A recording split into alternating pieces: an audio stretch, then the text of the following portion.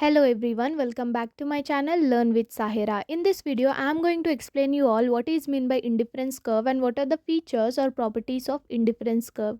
First, we need to understand what is indifference curve. In simple terms, we can say it as locus of points.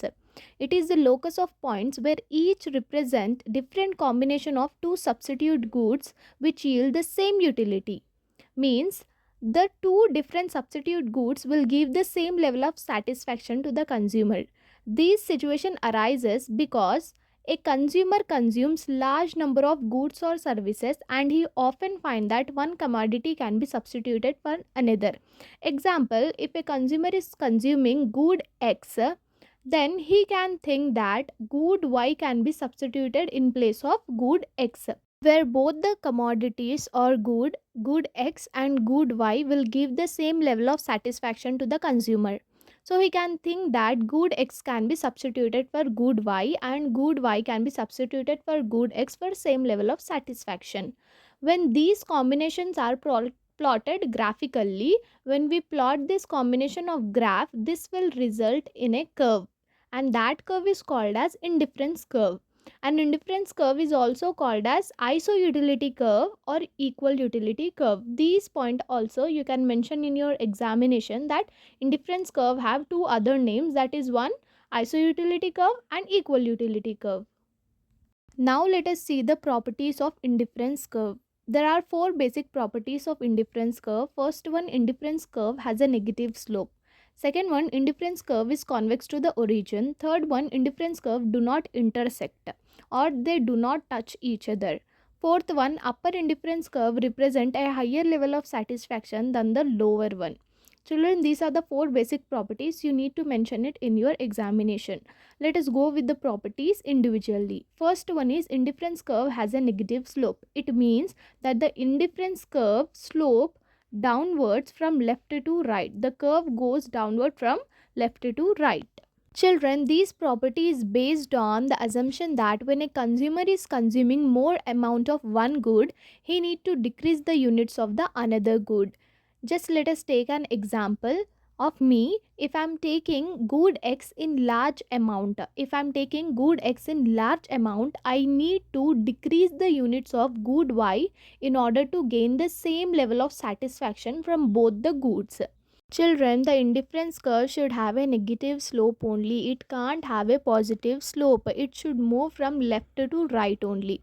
If it doesn't move from left to right, then it will have completely different conclusion, which cannot be a property of the indifference curve.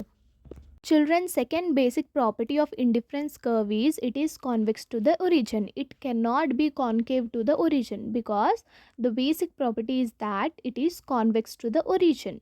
There are two properties here, children. The two commodities are imperfect substitutes for one another. That means they are not the perfect substitutes for one another. They cannot be substituted for one another. Second is that marginal rate of substitution between two goods decreases as consumers moves along an indifference curve. We have already discussed that indifference curve move from left to right. When the consumer is moving from left to right along the indifference curve, then the two goods marginal rate of substitution decreases. It is based on the postulate of diminishing marginal rate of substitution. Let us assume an example here also. When a consumer substitutes one commodity, example, if I'm substituting X commodity for another Y, I'm having X commodity and also the commodity Y. When I'm substituting commodity X to the Y, my willingness to sacrifice more units of Y for one additional unit of X decreases as quantity of Y decreases. Third basic property of indifference curve is that, children, indifference curve can neither intersect. It means the indifference can move very close to the each other. They can lie close to the each other, but the indifference curve cannot touch each other. They can never intersect with each other. It is the property of indifference curve, children, that they should never touch each other.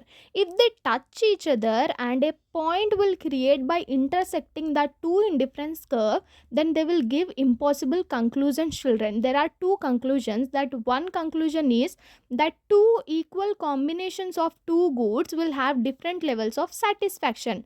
We have already discussed that when we are having two substitute goods, when we are having two different goods, then what will happen, children? There we will get the same level of satisfaction. The both the substitutes goods will give us the same level of satisfaction.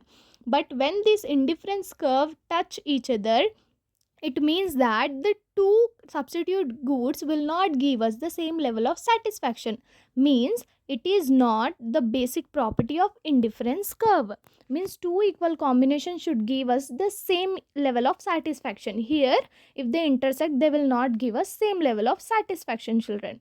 And the second one is that two different combination, one being larger than the other, will give us same level of satisfaction. This is also a point in the indifference curve can neither intersect, children. Then we are having the last point, that upper indifference curve represent a higher level of satisfaction than the lower. Yes, children, when an indifference curve is placed above and to the right of another, represents a higher level of satisfaction than the lower one. Just assume that we are taking good x to the good y. When good x is placed above the good y, then good x will give us more level of satisfaction than the good y. Did you get my point? When we are having good x and also the good y, when the good x is placed above the good y, then it is simple that why that good x have been placed above the good y, because x is giving us more level of satisfaction. So here also this is only it is explained that upper indifference curve means the above indifference curve which is above than the lower one will give us the more level of satisfaction, because that curve will contain more units of satisfaction. It may have more of one commodity or another commodity or both the commodities. So it is the last point, children. If you want any other question explanation, so comment down below. I will try to upload that video also. Thank you for watching. Subscribe for more videos.